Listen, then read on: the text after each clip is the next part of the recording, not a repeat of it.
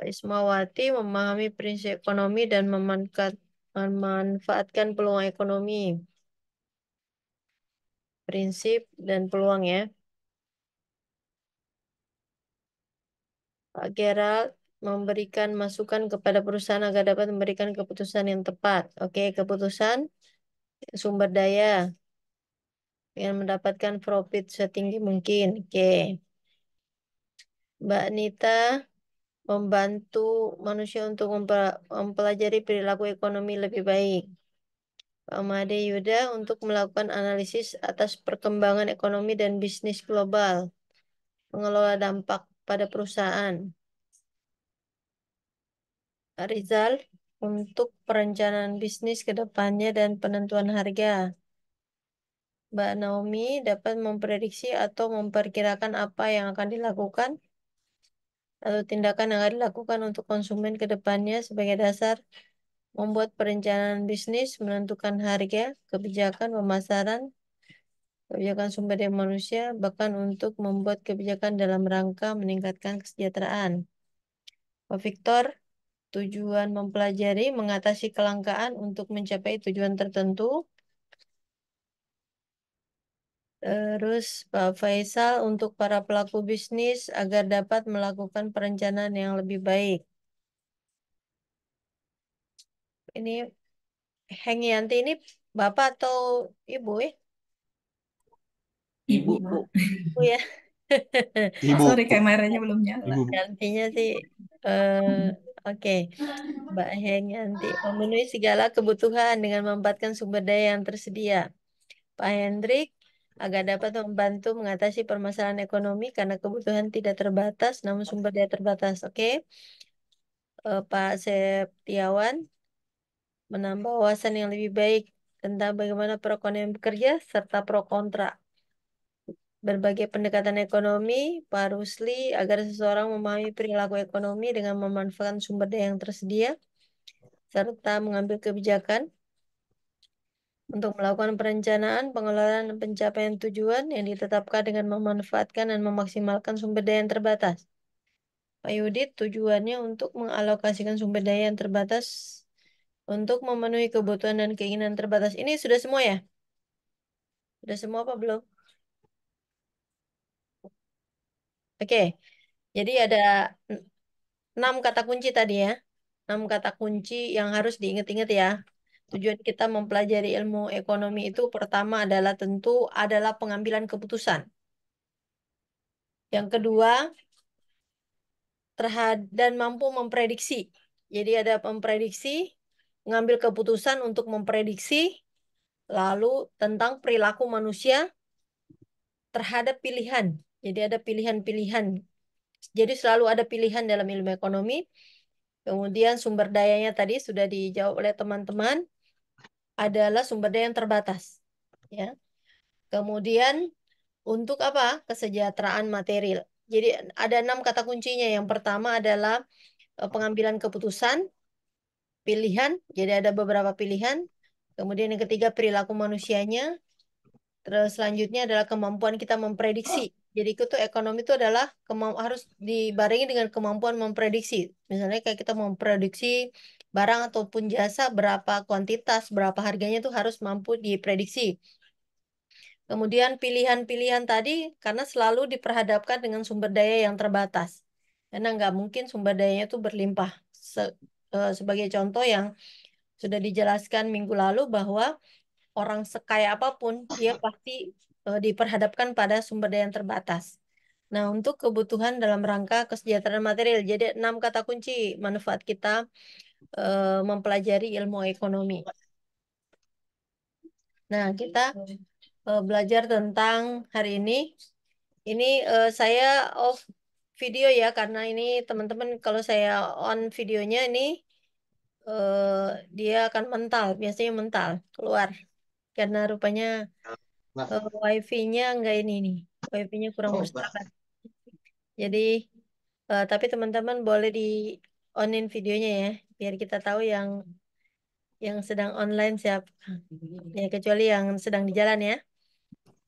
Oke, ada 3 pertanyaan dasar ekonomi yang dihadapi masyarakat. Ya. Yang pertama pertanyaannya apa? Yang kedua adalah bagaimana? Dan yang ketiga untuk siapa diproduksi. Jadi apa yang akan diproduksi dalam ekonomi itu, lalu bagaimana memproduksinya, dan untuk siapa itu diproduksi.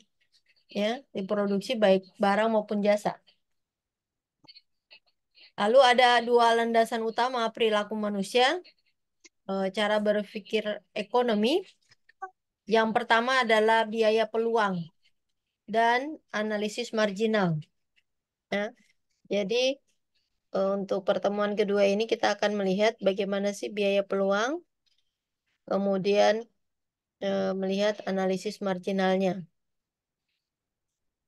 Ya, pertanyaan dalam ilmu ekonomi yang sering dan selalu ada yaitu apa yang akan diproduksi baik barang maupun jasa. Yang kedua, bagaimana memproduksi barang ataupun jasa. Yang ketiga, untuk siapa barang dan jasa itu diproduksi.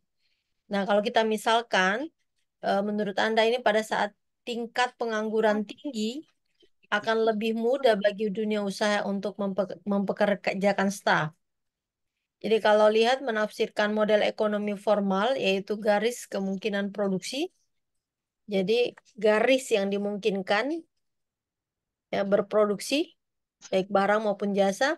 Model ini menggambarkan banyak konsep terpenting dalam perekonomian termasuk kelangkaan, biaya peluang, efisiensi, investasi dan pertumbuhan ekonomi. Jadi kita akan diperhadapkan pada model yang pertama adalah kelangkaannya. Jadi selalu dengan kelangkaan itu adalah sumber daya yang terbatas.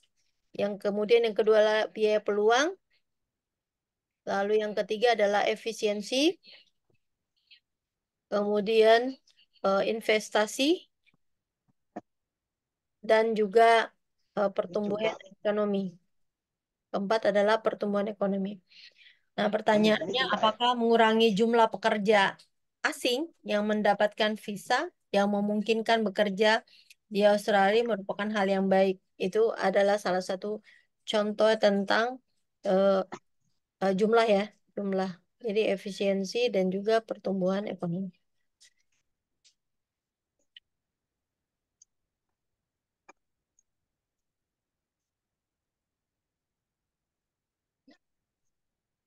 Jadi ada tiga pertanyaan mendasar, baik kaya miskin. Setiap orang tuh harus mampu menjawab tadi apa, barang dan jasa apa yang akan diproduksi. Yang kedua, bagaimana cara memproduksinya. Yang ketiga adalah untuk siapa produk tersebut diproduksi. Jadi masalah kelangkaan ini membatasi kemampuan untuk memproduksi. Ya, jadi ada batasan untuk memproduksi. Jadi kalau kita ingin memproduksi kan selalu harus dengan tiga pertanyaan itu. Namun dalam memproduksi, kemampuan untuk memproduksi itu dibatasi oleh kelangkaan. Jadi pilihan untuk memproduksi lebih banyak suatu barang mengharuskan kita memproduksi lebih sedikit barang lainnya. Jadi dengan sumber daya yang terbatas, maka kita nggak mungkin memproduksi keseluruhan eh, jumlah produksi atau barang dan jasa yang kita inginkan. Karena dia berbenturan dengan sumber daya yang terbatas, sehingga kita memproduksi barang A misalnya, maka tentu ada konsekuensi terhadap barang B yang mungkin saja tidak diproduksi atau barang B-nya ini dikurangi jumlah produksi. Apa yang harus diproduksi? Kita contohkan, haruskah pemerintah mengalokasikan dananya untuk membangun lebih banyak sekolah dan lebih sedikit rumah sakit? Nah, itu kan ada pilihan-pilihannya. Jadi dalam pemerintah juga ada pilihan-pilihan, demikian pula secara individu, ya. Haruskah masyarakat itu mengerahkan sumber dayanya yang terbatas untuk memproduksi lebih banyak ponsel dan lebih sedikit buku? Nah, ini contoh-contoh pilihan dengan sumber daya yang terbatas kita yang kita miliki, kita tentu tidak bisa memproduksi eh, itu adalah sebuah pilihan. Selanjutnya adalah haruskah lebih banyak sepeda dan lebih sedikit mobil yang diproduksi? Nah, itu juga adalah sebuah pilihan-pilihan ya. Jadi kalau dalam ilmu ekonomi tadi, salah satu kata kuncinya kita selalu diperhadapkan pada pilihan, salah satu pilihan. Karena kenapa kita harus memilih? Karena sumber dayanya itu adalah terbatas. Nah, pertanyaan selanjutnya adalah, haruskah lebih banyak layanan bus dan kereta api disediakan dibandingkan mobil? Nah, itu contoh-contoh yang di contoh-contoh pilihan yang diperhadapkan oleh kepada pemerintah. Nah, sama halnya sih, misalnya kalau pilihan kita apakah secara personal ya, apakah kita menggunakan bus atau kereta api atau kita menggunakan mobil, misalnya dalam pilihan transportasi kita. Nah, pada umumnya dalam perekonomian pasar bebas, apa yang harus diproduksi ditentukan berdasarkan preferensi individu atau keluarga yang diungkapkan oleh konsumen di pasar. Jadi, ini tadi kemampuan kita untuk memprediksi, ya kan ini salah satu kata kuncinya tadi adalah kemampuan untuk memprediksi. Nah, eh, salah satu hal yang utama untuk memproduksi ya barang maupun jasa itu sangat dipengaruhi oleh preferensi individu atau keluarga. Nah, kalau misalnya dalam bahasa bahasa ekonominya itu preferensi keluarga atau individu itulah yang sering kita kenal dengan konsumen, ya, konsumen di pasar, ya. Konsumen di pasar akhirnya itu menjadi preferensi kolektif, ya. Tadinya preferensi dalam bentuk individu atau keluarga, lalu kemudian dia membentuk preferensi kelompok. Nah, inilah menjadi konsumen. Dan juga secara ini tentu ada kebutuhan yang disebut dengan kepentingan preferensi pemerintah. Jadi ini juga menjadi hal penting dalam kemampuan kita memprediksi tadi. Memprediksi perilaku apa untuk memproduksi barang dan jasa itu sangat dipengaruhi oleh preferensi tadi konsumen. Dan selanjutnya pertanyaannya tadi, bagaimana cara memproduksinya? Nah, bagaimana cara memproduksi ini sangat ditentukan oleh perpaduan antara teknologi dan sumber daya yang langka untuk memproduksinya. Ya.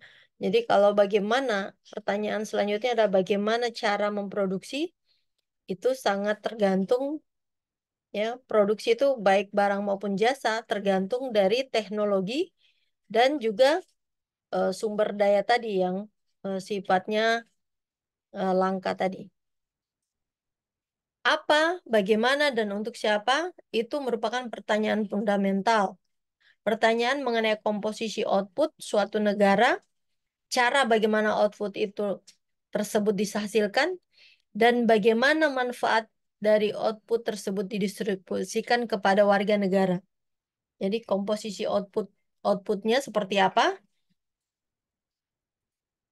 komposisinya, kemudian cara bagaimana output tersebut dihasilkan, kemudian bagaimana manfaat dari output tersebut didistribusikan kepada warga negara.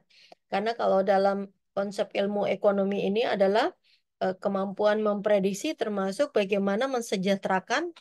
Kalau dalam konsep pemerintah itu adalah bagaimana kesejahteraan itu bisa diraih oleh warga negara. Sehingga tentu output dari produk barang dan jasa ini sebagaimana ini bisa dimanfaatkan oleh warga negara, sehingga pertanyaannya bagaimana output tersebut bisa didistribusikan kepada warga negara. Lalu kita misalkan ya, selendang dapat dijahit terutama dengan tangan atau tenaga kerja. Sebagian dengan tangan dan sebagian lagi dengan mesin, yaitu tenaga kerja dan modal. Atau terutama dengan mesin, itu yang menggunakan modal. Nah, singkatnya pertanyaannya, bagaimana menanyakan apakah suatu teknik produksi akan lebih atau kurang padat modal? Nah, itu salah satu pertanyaan-pertanyaan pilihan dalam ilmu ekonomi. Akan kita menggunakan tenaga dengan tangan, mesin, dan juga apakah mengkombinasi antara keduanya. Nah, produsen menjawab pertanyaan ini dengan mempertimbangkan yang disebut dengan ketersediaan relatif dan biaya relatif berbagai faktor produksi. Jadi dia memproduksi dengan mempertimbangkan tadi ada ketersediaan, karena selalu diperhadapkan pada kelangkaan, maka tentu ada ketersediaan yang sifatnya tidak mutlak.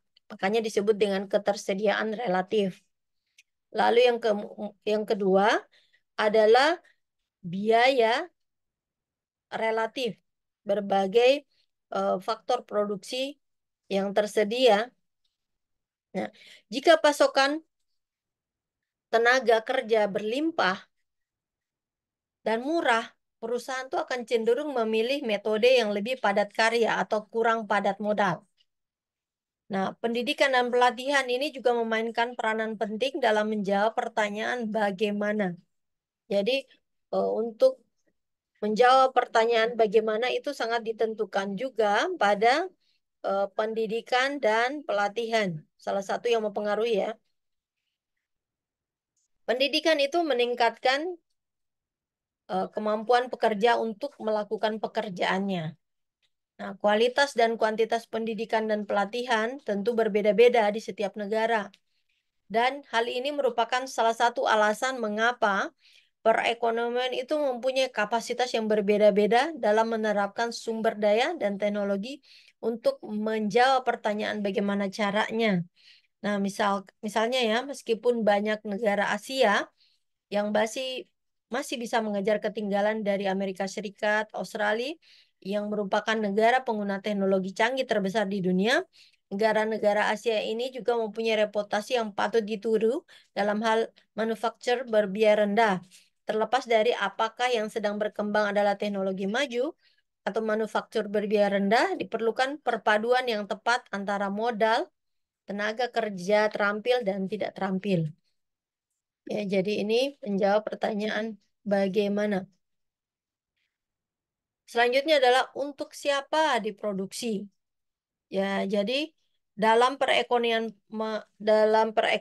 pasar, hal ini sangat bergantung pada cara distribusi pendapatan di antara berbagai anggota masyarakat. Jadi untuk siapa itu harus dijawab dengan cara distribusi pendapatan. Jadi cara mendistribusikan di berbagai anggota masyarakat.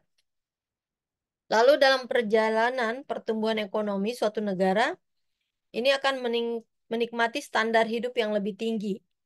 Namun, manfaat pertumbuhan cenderung tidak terdistribusi secara merata sehingga menimbulkan kelompok kaya dan miskin. Jadi ini eh, ya sebenarnya pada hakikatnya tujuan ilmu ekonomi kan untuk kesejahteraan material secara luas. Artinya yang disebut dengan surplus sosialnya itu adalah tentu harapannya masyarakat semua dalam kondisi sejahtera. Tapi karena distribusi terhadap pendapatan itu yang cenderung tidak merata, tidak terdistribusi dengan baik sehingga menimbulkan ketidakadilan, ya, ketidakadilan karena di sana muncullah yang disebut dengan strata kaya dan miskin.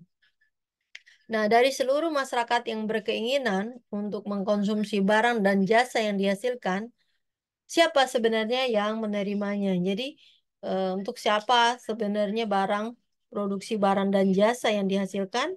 Nah, pertanyaan ini juga menjadi pertanyaan fundamental. Contoh, siapa yang makan di restoran kelas atas dan siapa yang mengunjungi gerai makanan cepat saji? Nah, ini salah satu pertanyaan mendasar juga di ilmu ekonomi. Lalu siapa yang bepergian dengan kelas bisnis dan siapa yang bepergian dengan kelas ekonomi? Siapa yang tinggal di rumah dengan pemandangan perairan? Artinya di villa-villa ya pesisir. Kemudian pertanyaan untuk siapa juga berarti bahwa masyarakat tuh harus bertanya, apakah pemerintah harus mengesampingkan hasil pasar untuk mencapai kesetaraan pendapatan yang lebih besar dalam masyarakat? Dan untuk memastikan bahwa sistem kesejahteraan sosial itu menjamin standar hidup minimum bagi semua orang.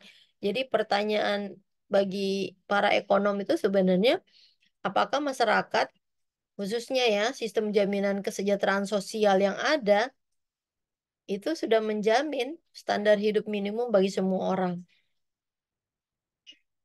Ya, oke. Ini kan pertanyaannya. Nah, menurut teman-teman gimana nih?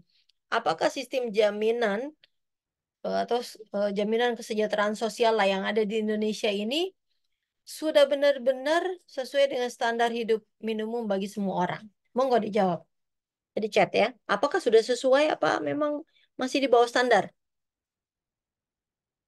Ini kan kita ada nih di negara kita ini ada PLT, lalu ada apa ya? Kalau BPJS dan sebagainya. Apakah itu sudah apakah seluruh masyarakat itu sudah mendapatkan sistem kesejahteraan sosial yang lebih baik? Apakah di bawah standar? Apa sudah memenuhi standar? Apa di atas standar gitu? Boleh di ini di chat ya.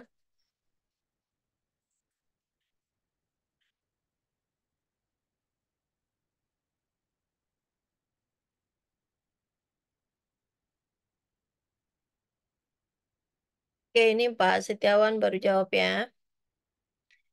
Menambah wawasan, oke, perekonomian. Lalu harusnya agar seseorang memahami perilaku ekonomi dengan memanfaatkan sumber daya yang tersedia. Gene of Game, oke. Untuk melakukan perencanaan pengelolaan, oke. Melakukan perencanaan.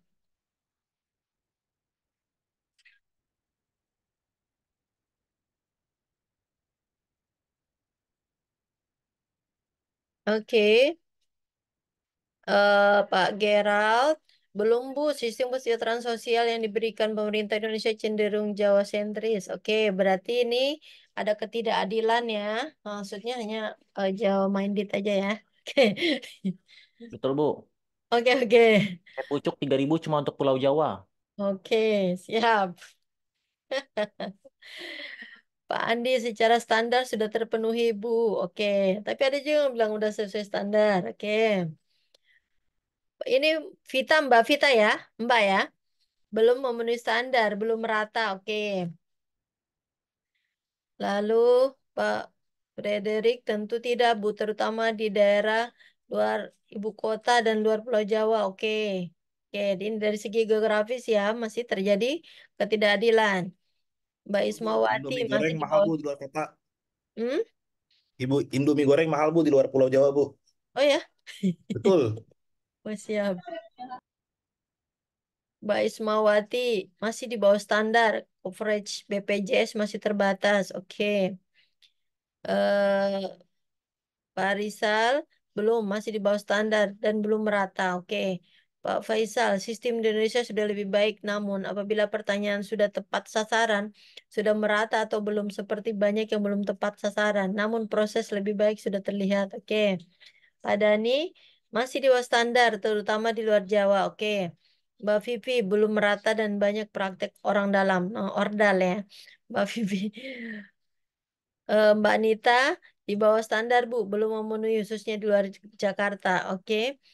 Mbak Heng, Mbak Yanti ya, Mbak Yanti ya. Mbak Heng atau Mbak Yanti nih? Belum, Bu, belum merata. Yanti, Bu. Oke, Mbak Yanti, makasih. Pak Hendrik, jaminan sosial di Indonesia sudah menuju standar yang baik, namun harus ada perbaikan. Oke, Mbak Erli sudah standar, akan tetapi belum merata. Oke, Pak Ardian belum, Bu, karena pemeratannya tidak menyeluruh.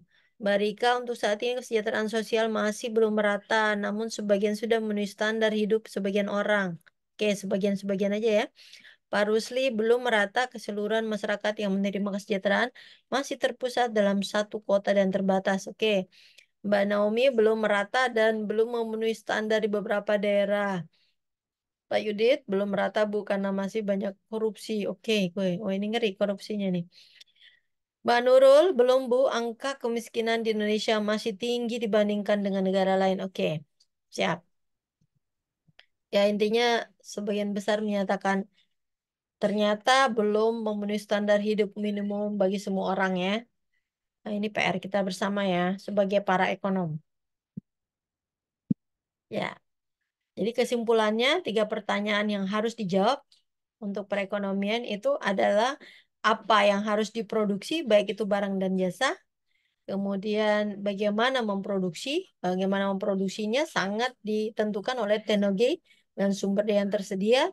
Kemudian bagaimana distribusinya, ya. Kemudian bagaimana memproduksinya adalah sangat ditentukan oleh ketersediaan relatif dan biaya faktor produksi. Kemudian untuk siapa memproduksinya ini harus membahas tentang cara mendistribusikan, apakah sudah bisa didistribusikan sampai dengan ke seluruh lapisan masyarakat sehingga tidak ada kesenjangan sosial atau kesenjangan antara yang kaya dan yang miskin. Jadi yang kaya makin kaya, lalu yang miskin semakin miskin. Kemudian perekonomian pasar itu, dalam perekonomian pasar, sistem harga biasanya digunakan untuk menjawab pertanyaan-pertanyaan apa, bagaimana, dan untuk siapa. Lalu mengesampingkan pasar itu terlepas dari sistem politik, pemerintah seringkali mengambil peran mengesampingkan pasar untuk menentukan jawaban atas beberapa pertanyaan ekonomi tersebut. Jadi pertanyaan ini sebenarnya bukan hanya dijawab oleh individu, kelompok, tetapi pertanyaan ini justru harus dijawab oleh pemerintah. Namun kadang-kadang ini dikesampingkan, ya. Kesampingkan adalah termasuk preferensi daripada perilaku individu maupun keluarga. Nah, kita dihadapkan pada tadi selalu, ya, untuk ekonomi, kemampuan untuk kita memprediksi, mengambil keputusan terhadap berbagai pilihan-pilihan yang di hadapan sumber daya yang terbatas tadi. Ya, kita dihadapkan tentu dengan kelangkaan sumber daya. Jadi, selalu ada alternatif penggunaan sumber daya dalam menentukan pilihan. Jadi, ini adalah salah satu contoh tentang pertimbangkan situasi umum yang dihadapi setiap konsumen. Misalnya gini, eh, dia kita memiliki $100 untuk dibelanjakan di akhir pekan. Nah, ini kan ada beberapa pilihan. Misalnya, pilihannya ini dengan $100 ini kita menghadiri konser, pergi menonton pertandingan sepak bola, atau menyimpan uang. Jadi ini contoh ada dengan tiga pilihan, ya. Jadi kan ini kita para ekonomi itu selalu diperhadapkan pada pilihan dengan sumber daya yang terbatas. Sumber daya terbatas nih karena hanya punya $100. Keinginannya banyak. Ada tiga keinginannya, yaitu menghadiri konser, pergi menonton pertandingan sepak bola, atau menyimpan uang. Nah, karena Anda tidak menggunakan uang untuk melakukan semua hal di atas, itu tetap harus membuat pilihan. Misalnya, konser itu adalah alternatif terbaik. Dan menonton sepak bola adalah alternatif terbaik berikutnya. Jadi akhirnya dengan $100 tadi, kita memiliki konser. Memilih, ya, konser sebagai alternatif untuk menggunakan sumber daya $100 tadi. Untuk menonton sepak bola nanti alternatif berikutnya. Nah, ketika kita memilih konser, melepaskan kesempatan untuk menonton sepak bola. Ketika kita membuat pilihan alternatif terbaik berikutnya yang Anda serahkan, itulah yang disebut dengan biaya peluang dalam ekonomi. Jadi dalam skenario di atas ini, biaya peluang adalah untuk membeli tiket konser, adalah menonton sepak bola yang harus dikorbankan. Jadi biaya peluang itu adalah sesuatu yang kita tinggalkan, yang kita nggak apa kita ya, karena $100 ini adalah sumber yang terbatas. Tiga pilihan, kita nggak bisa juga berada di waktu yang sama. Konser iya, lalu nonton sepak bola juga iya, gitu ya. Sementara sumber daya untuk membeli konser itu seharga $100. Jadi itulah yang disebut dengan biaya peluang. Artinya contoh biaya peluang lain, misalnya kalau kita menyukai alpukat, ya, yang dibeli secara rutin di kafe. Nah, kemudian bisa menghabiskan uang untuk, ya, itu salah satu yang apa yang Betota advokat itu. Jadi yang sudah tidak lagi mengkonsumsi alpukat, dan dia mengorbankan alpukat lah, ya. Dia keinginannya atau salah satu makanan favoritnya adalah membeli alpukat. Lalu dia korbankan, gitu ya. Meskipun ini nggak ada yang bertanya, kok kini mampu membeli iPhone gitu, karena dia mungkin alpukatnya mahal kali, ya. Jadi Jadi biaya peluang dari ponsel yang dimilikinya itu adalah tidak makan cemilan favoritnya yaitu alpukat demi alternatif pilihan. Jadi biaya peluang juga berlaku untuk keputusan ekonomi nasional. Jadi biaya peluang itu secara individu sama ya, dan biaya peluang juga sama di pemerintah. Misalkan pemerintah ini memutuskan untuk membelanjakan lebih banyak pendapatan pajak untuk mencegah pencari suaka. Nah, biaya peluang tergantung pada program terbaik berikutnya yang tidak didanai. Itulah yang disebut dengan biaya peluang, ya. Jadi biaya peluang kita asumsikan jalan-jalan baru dan rumah sakit adalah proyek dengan nilai tertinggi yang tidak dilaksanakan karena adanya keputusan untuk meningkatkan pengeluaran untuk mencegah pencari suaka. Kemudian pembangunan jalan dan rumah sakit baru merupakan biaya peluang atau opportunity cost dari keputusan untuk mencurahkan sumber daya bagi permasalahan mencari suaka. Jadi biaya peluang itu adalah biaya peluang program terbaik yang tidak didanai. Itulah yang disebut dengan biaya peluang.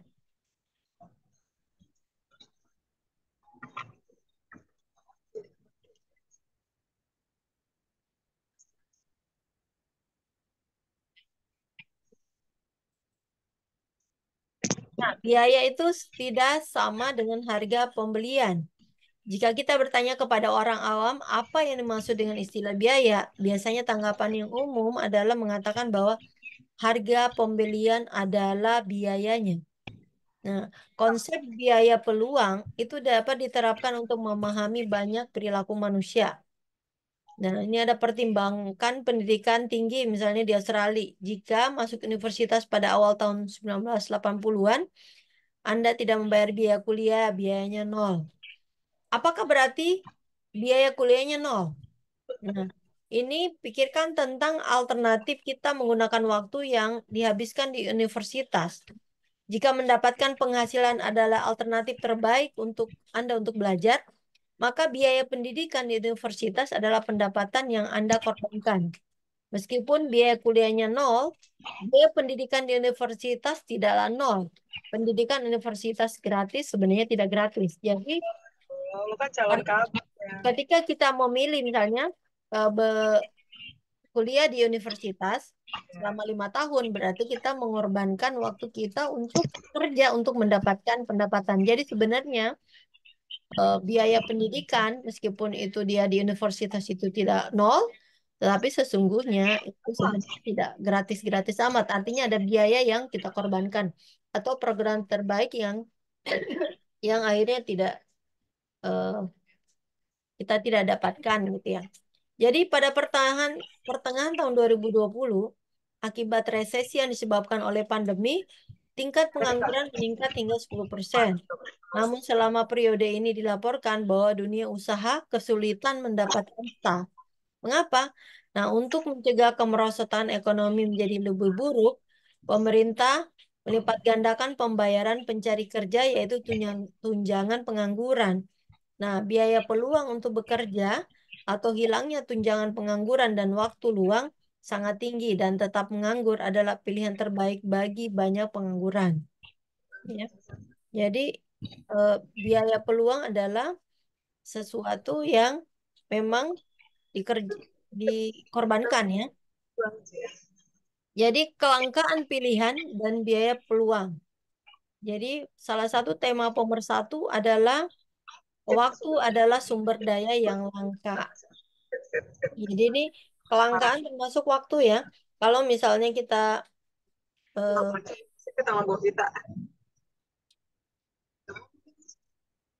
sumber daya yang langka.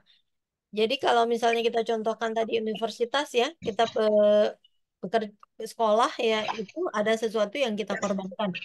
Jadi hubungan antara waktu dan biaya peluang. Ini membantu kita memahami pengambilan keputusan. Jadi pada masa ini pekerja tidak terampil dan semi terampil di industri pertambangan dapat memperoleh penghasilan lebih besar dibandingkan lulusan universitas baru. Hal ini mendorong sebagian lulusan sekolah untuk bekerja di perusahaan pertambangan dibandingkan melanjutkan studi ke universitas. Oleh karena itu, biaya peluang studi dalam hal hilangnya pendapatan ini sangatlah tinggi. Jadi karena orang eh, dia peluang studi ini berpengaruh terhadap pendapatan yang hilang. Karena di saat yang bersamaan orang sekolah berarti orang tidak bekerja, ya. Sehingga biaya peluang terhadap orang bersekolah itu jauh menjadi lebih tinggi karena ada pekerjaan yang tidak dikerjakan dan tentu tidak mendapatkan pendapatan. Jadi waktu dan biaya peluang ini itu adalah memahami kita dalam memberikan pemahaman kepada kita untuk dalam rangka pengambilan keputusan. Ya. Nah, biaya peluang itu adalah kelangkaan pilihan dan biaya. Kelangkaan, pilihan, dan biaya merupakan tema nomor satu dalam ekonomi. Sedangkan biaya peluang adalah biaya peluang dari sebuah keputusan adalah hilangnya alternatif terbaik untuk sebuah pilihan yang dipilih. Atau biaya peluang itu sama saja dengan program terbaik berikutnya yang tidak didanai. Jadi kalau pemerintah akhirnya memilih mendirikan rumah sakit dibanding jalan, tuh maka biaya peluang itu adalah misalnya memilih rumah sakit lalu jalan tidak diperbaiki, maka yang disebut dengan biaya peluang itu adalah jalan tadi yang tidak diperbaiki. Waktu sama dengan biaya non moneter. Jadi waktu itu sama saja dengan biaya non moneter. Waktu adalah sumber daya yang penting untuk menentukan biaya suatu keputusan. Kita harus mempertimbangkan tidak hanya biaya moneter, tetapi juga biaya non moneter, misalnya biaya waktu. Ya.